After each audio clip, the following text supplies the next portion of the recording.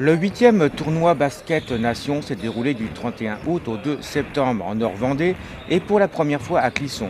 12 équipes se sont affrontées. En poule A, Chalon, Roanne, Poitiers. En poule B, Asvel, Nantes, Orléans. En poule C, Le Mans, Pau-Orthez, Boulazac. Et en poule D, Cholet, Paris, La Réunion. Donc le tournoi a été organisé par le club de Montaigu-Tresseptier, qui est une union, et qui souhaitait avoir un site supplémentaire autre que Montaigu, Tresseptier et Saint-Hilaire de Loulay. Donc Clisson a répondu favorablement, puisqu'on avait les infrastructures et que c'était aussi l'occasion de recevoir des équipes de haut niveau, qui sont pour certains des antichambres des professionnels. Donc le club a organisé une journée qui recevait 3 équipes, l'Asvel, Villeurbanne, Orléans et l'Hermine de Nantes, sachant que sur les 3 autres sites, il y avait pareil des journées avec 3 équipes, donc 2 matchs. Donc un tournoi sur 3 jours pour 12 équipes.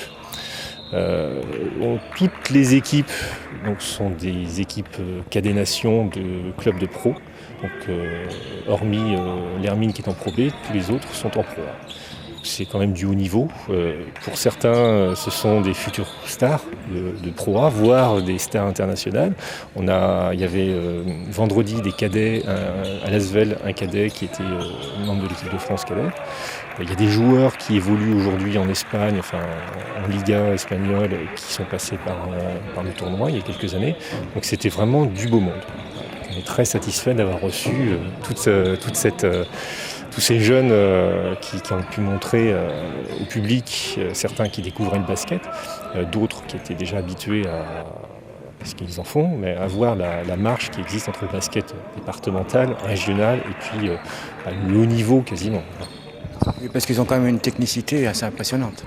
Tout à fait. Bon, déjà, ils ont déjà des qualités physiques, des qualités techniques à la base, mais surtout ils s'entraînent régulièrement. Certains ils font deux entraînements par jour, donc ils sont suivis. Il y a un budget qui est dédié par ces clubs à la formation, donc il y a une qualité d'entraînement qui fait que ces jeunes-là ne peuvent que progresser. Déjà nous, sur Clisson, on entraîne 2 fois, c'est déjà bien par rapport à d'autres clubs. Là, on est quasiment à 2 fois par jour. Donc sans compter qu'après il y a une prise en charge scolaire où ils sont pour certains à l'école du sens à Bourse d'Hermine à Nantes, donc ils sont on va dire couvés par des profs où ils sont 7 par classe, donc c'est vraiment la tête bien faite avec un corps bien fait. C'est ce qu'on appelle le sport-études. C'est ce qu'on appelle le sport-études. Donc sport-études avec vraiment une exigence d'un cursus impeccable en parallèle du basket. L'un ne va pas sans l'autre. Tous ne seront pas des pros. Par rapport à la masse, il y aura malheureusement une sélection, mais tous ont envie de l'être. Donc on le voyait bien sur le terrain ou quand un coach demande quelque chose. C'est l'envie de bien faire.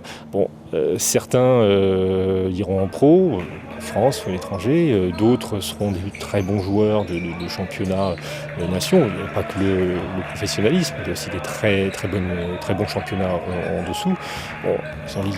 Quand on voit des jeunes néanmoins qui ont 16 ans, qui font 2,06 m, on se dit qu'ils ne vont pas végéter en département. Ils joueront bien à un niveau supplémentaire. Mais il y a une envie pour eux d'être pro. Ce sont des sacrifices à faire, des sacrifices par rapport aux déplacements, par rapport aux études qu'ont fait les parents et qu'ont fait les joueurs. C'est parce qu'ils ont une envie de progresser dans le basket.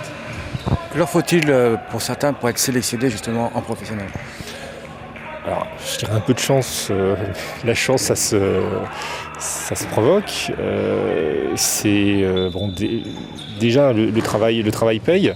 Le meneur de l'équipe de France, par exemple, n'est pas très grand. C'est le travail au quotidien. Et puis, la chance, c'est de ne pas se blesser. Et puis d'être opéré et d'évoluer dans un bon club. Après, les critères c'est parfois très aléatoire. Pourquoi tel bon joueur va passer à travers et puis tel autre joueur qui a priori n'était pas sélectionnable, finalement arrive à être dans une bonne équipe et puis à évoluer. On a des joueurs aujourd'hui en Pro A par exemple, qui ne sont jamais passés par des sélections cadets, des sélections régionales ou des sélections nationales jeunes, mais qui se retrouvent aujourd'hui comme très bons joueurs de pro. Est-ce qu'il y a quand même la place pour les petits, entre guillemets ? Il y a toujours la place pour les petits. Le basket, c'est vrai a évolué depuis des années. Donc plus on est costaud, plus donc on est grand et plus on court vite, c'est la bonne alchimie. Maintenant, il y a encore des joueurs qui sont petits. Après petit, ça veut dire quoi ? À partir du moment où vous avez... c'est vrai que la taille moyenne en France est peut-être 1,75. Aujourd'hui, si vous avez un joueur, vendredi, qui était petit, donc je pense qu'on est dans l'équipe de Hermine qui devait faire 1,85. On joue différemment. On va pas en dessous, sinon face à des joueurs qui font 20 cm de plus, c'est plus compliqué. Mais un joueur qui va être petit, entre guillemets, il va compenser par la technique, par plein d'autres qualités.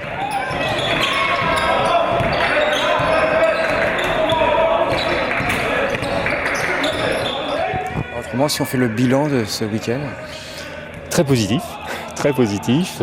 Du monde en semaine. Vendredi matin, ça a commencé en termes de public tranquillement, et puis l'après-midi c'était plein. Donc c'est une très bonne surprise. Des bons échos de ces spectateurs qui, bien que connaissant pour certains le basket, ne savaient pas qu'il existe des joueurs de cet âge physiquement impressionnants et puis d'une qualité technique très très forte. Des bons retours au niveau de nos partenaires, donc de Montaigu 13-Septier, qui nous ont tout à fait félicités par rapport à l'accueil de ces équipes, la prise en charge et puis les infrastructures.